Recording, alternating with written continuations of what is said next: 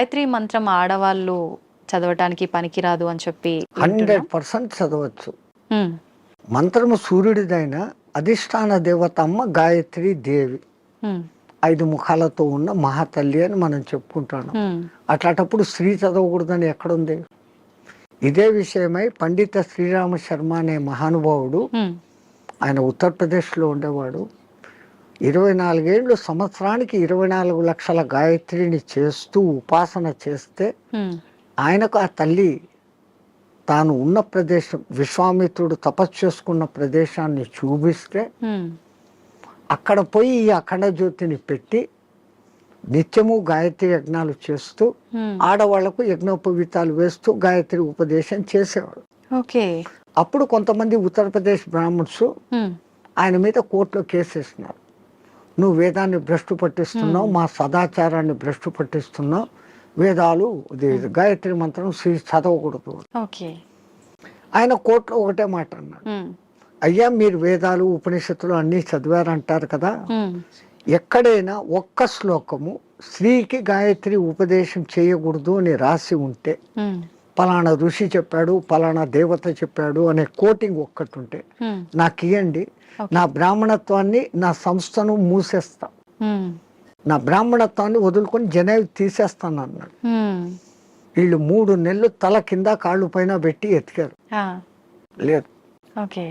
ఎందుకు స్త్రీకి లేదు అన్నారంటే ఆమెకు కుటుంబ బాధ్యతలు ఎక్కువ, ఉమ్, ఈ మాసికంలో వాళ్ళకు ఈ పీరియడ్ కొంచెం ఇబ్బందికరంగా ఉంటుంది. అవును.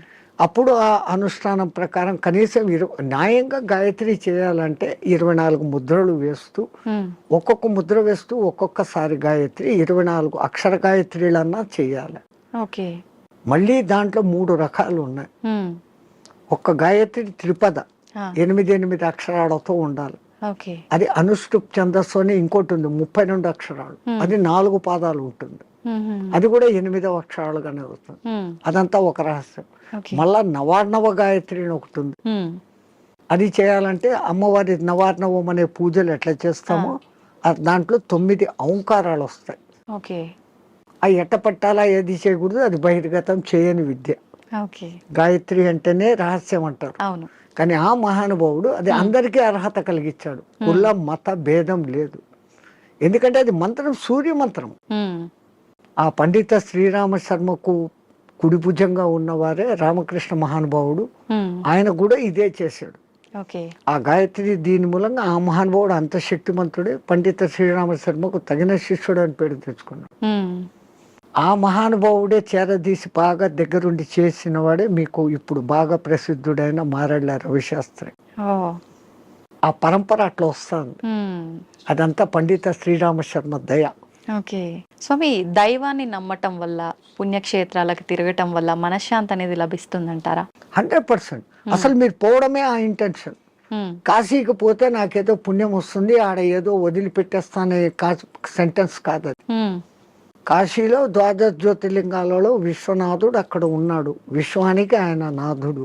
ఆ, ఆ క్షేత్రానికి పోయి ఆయన నామస్మరణ కొంచెం సేపు నేను చేయటం మూలంగా నాకు ప్రశాంతత దొరుకుతుంది అని ఫస్ట్ మీలో విశ్వాసం కలిగినప్పుడు ఉమ్, అక్కడున్న అన్నపూర్ణ అనుగ్రహము కలుగుతుంది. ఉమ్, ఆ బేడి ఆంజనేయ స్వామి కరుణ, గణేష్ పండ మహారాజ్ది అందరిది దొరుకుతుంది. ఉమ్, అందుకే ప్రతి ఒక్క రుచిముని అక్కడ స్థాపించిన లింగాలు ఉన్నాయి. 3000కు పైన గుళ్ళు ఉన్నాయి కాశీలో.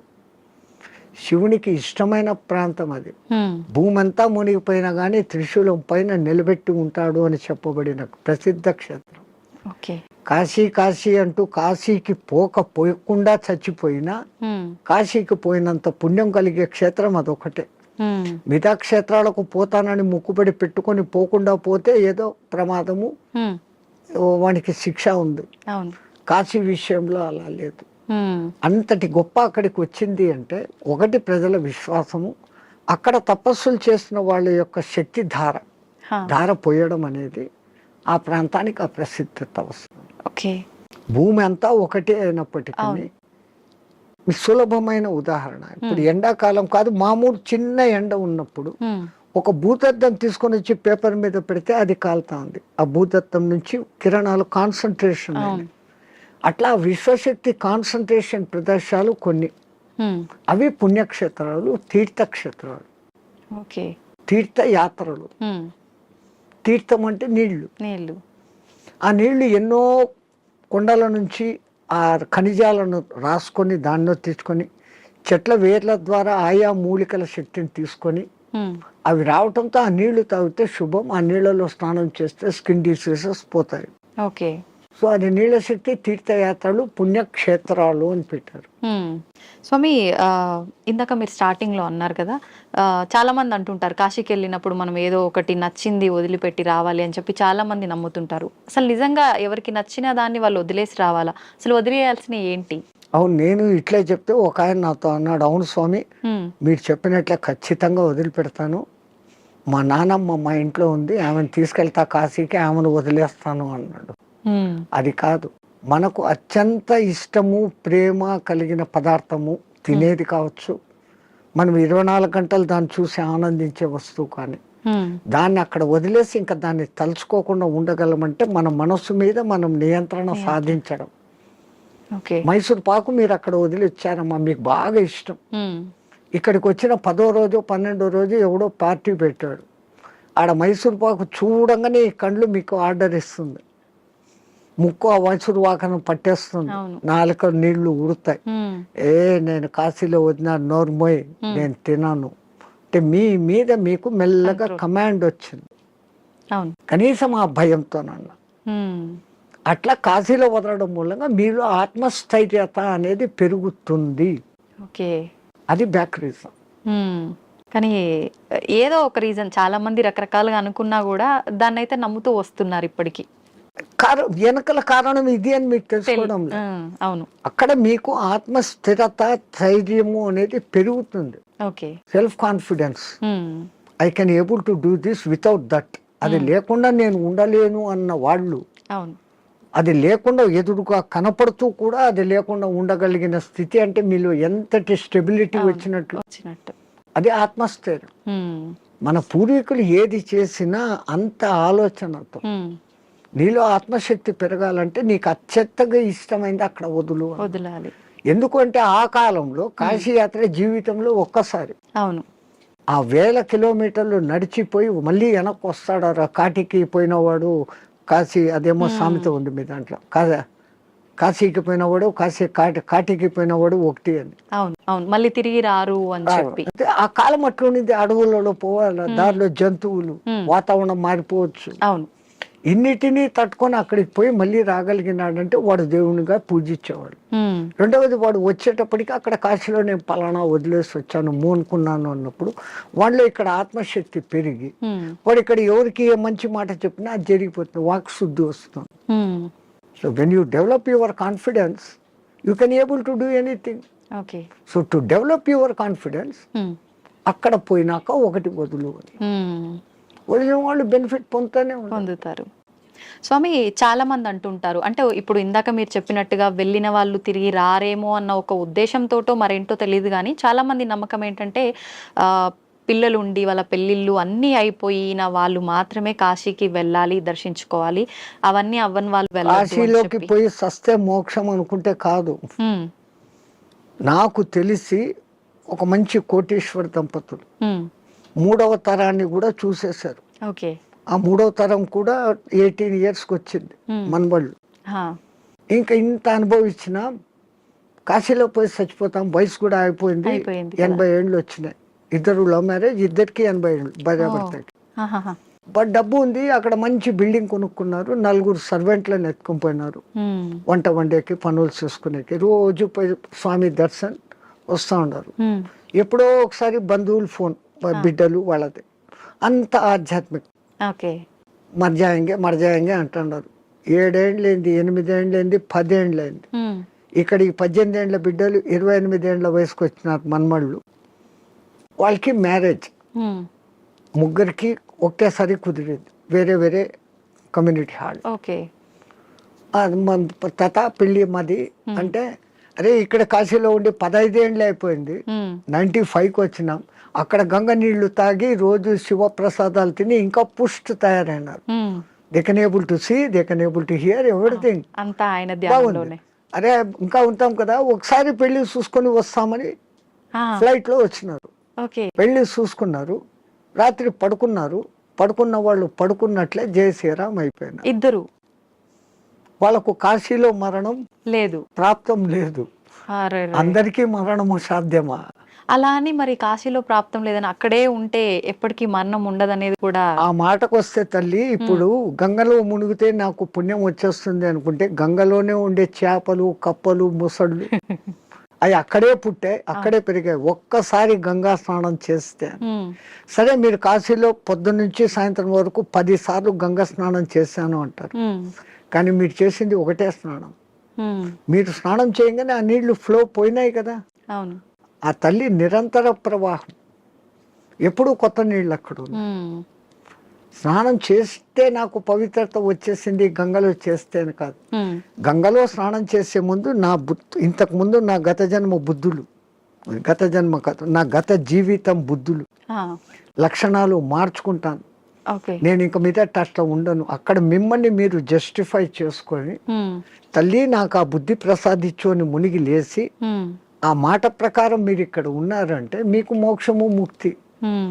అంతే తప్ప ఆడపోయి 100 మునకలు వేసి ఈడొచ్చి అత్తమామల్ని తిట్టో, అమ్మా నాన్నను తిట్టో, భర్తని హింసించో, భార్యను హింసించో, సంవాట్ మగ ఆడ ఎవడైనా చేసేది. ఈ తప్పులన్నీ ఇక్కడ చేస్తూ, నేను పోయి గంగలో 6 సార్లు మునిగొచ్చాను, నేను సస్తే మోక్షానికి, నువ్వు నువ్వు అక్కడ మార్పు చెందేదానికి మునగాలి. అందుకే పాతకాలంలో అక్కడ మునిగేటప్పుడు పంతుళ్ళు మీ చేత 10 మంత్రాలు చెప్పిస్తారు. దశ హరాయే గంగాయే స్వాహ. మనం శారీరకంగా, మానసికంగా, వాక్కు రూపంలో 10 రకాల తప్పులు చేస్తాం.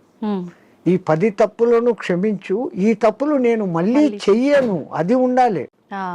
కరెక్టే స్వామిజీ. ఆ దేవుడా నేను చేశాను, నన్ను క్షమించు, మళ్ళా పోయి అదే చేస్తాను, నో యూస్ కదా. అవును. Do not repeat. మళ్ళీ చెయ్యనకూడకుండా ఉండగలిగితే అప్పుడు ఆ కాశీలో స్నానం చేసిన పుణ్యం. కాశీనే కాదు, ఏ నీళ్ళలో, నర్మదా, కావేరి, గోదావరి, కృష్ణ, కిట్నే.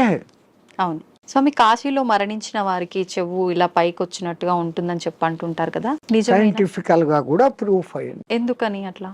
అక్కడ ఉన్న ఆ వాతావరణము, ఎంత శవాలను అక్కడ కాలుస్తూ ఉన్నా, ఈ మధ్య కొంచెం అక్కడ మాంసాహార దుకాణాలు పెట్టినా, ఆ ప్రత్యేకమైన కాశీ ఏరియాలో ఒక వాయు వైబ్రేషన్స్ వేరే, ఆ నిరంతర భగవన్నామ ఉచ్చారణ వైబ్రేషన్స్ ఆ గాలిలో కలిసి, అక్కడ చనిపోయిన మనిషికి ఈ కుడి చెవు కింది భాగం దగ్గర ఒక నరువు ఉంటుంది. ఆ నరువు ఉబ్బుతుంది, బాడీ అంతా ఉబ్బుతుంది, ఫస్ట్ ఆ నరువు అక్కడ ఉబ్బుతుంది ప్రత్యేకంగా అక్కడ. మిగతా ప్రాంతాలలో అది జరగదు. పాపం సైంటిస్టులు ఎంతో ప్రయత్నం చేస్తూ ఉన్నారు, ఎందుకు అట్లా జరుగుతుంది అది ఇంకా రుజువు కాలే. బట్ 99% గుర్తించారు. ఏ ఊరు చచ్చినా కొంచెం రెడ్డిష్ కలర్ వస్తుంది, కారణం అక్కడ ఆ నరము జర ఊబుతుంది. అయితే చాలా మంది దానికి రీజన్ ఇది అయ్యి ఉంటుంది, శివుడు అక్కడ చనిపోయిన వాళ్ళకి చెవులో ఏదో చెప్తాడు, అది చూసి మన పూర్వీకులు అక్కడ వచ్చి రామతారకం చెవులో చెప్తాడు, ఆయన గట్టిగా చెవులు ఆగబట్టి అది అక్కడ ఎర్రగైంది అంటాడు. ఆయనకు అదే పని, ఆ సచ్చినోడికి అందరి దగ్గర పోయి చెవులు పీకి చెప్తానే కూర్చుంటాడా? అంతే కదా. మనకు ఆ విశ్వాస్ అంతే. కాశీలో నేను చనిపోతే శివుడు నన్ను స్పృశిస్తున్నాడు, నేను ఈ బాడీ వదిలిపెట్టినాక నన్ను ఎవడు స్పృశిస్తా నాకేం తెలుస్తుంది. దీని పేరు అప్పుడు సదానంద అన్నారు, శవం అంటారు, పేరు పోయింది. పుట్టినప్పుడు తల్లిదండ్రులు పెట్టిన పేరు ఈ బాడీతో పాటు బాడీ లోపల ఉండేది బయటికి పోయినాక దీన్ని బాడీ అంటారే కానీ పేరుతో పిలవరు. ఆ గంటకో 2 గంటలకో శివుడు వచ్చి చెవులో చెప్తాడు అంటే అది నమ్మకూడదు అంటే నమ్మకూడదు. నేను విమర్శగా చెప్తే ఇది. కానీ మనమంతా ఆధ్యాత్మికతలో ఉన్నాం.